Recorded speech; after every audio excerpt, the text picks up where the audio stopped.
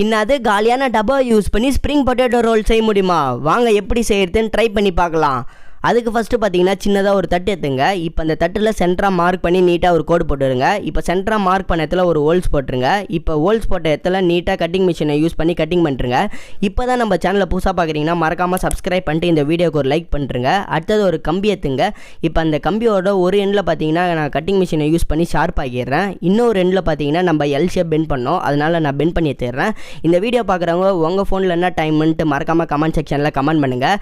இப்போ நம்ம கம்பி எல்லாமே பார்த்தீங்கன்னா வாட்டர் கன் மூலில் ஃபிட் பண்ணி நான் க்ளூ கன் போட்டு ஒட்டிடுறேன். இப்போ நம்ம அந்த டப்பாவில் பின்னாடி சைடு ஒரு ஹோல்ஸ் பண்ணோம், அதனால் நான் அந்த ஹோல்ஸும் போட்டுடுறேன். இப்போ நம்ம ஸ்ப்ரிங் பொட்டேட்டோ ரோல் ரெடி ஆயிடுச்சு. இப்போ நம்ம எப்படி ஒர்க் ஆகுது ட்ரை பண்ணி பார்க்க போகிறோம். அதனால் நான் ஒரு பொட்டேட்டோவை நான் அந்த கம்பியில் ஃபிட் பண்ணிவிட்டு நானும் ரோல் பண்ணி பார்க்குறேன். ரொம்ப நேரம் ரோல் பண்ணி எனக்கு ஒர்க்கே ஆகலை. நானும் இன்ஸ்டா யூடியூப் ரீல்ஸ் எல்லாம் பார்த்து ட்ரை பண்ணி பார்த்தா எதுவுமே செட் ஆகலை.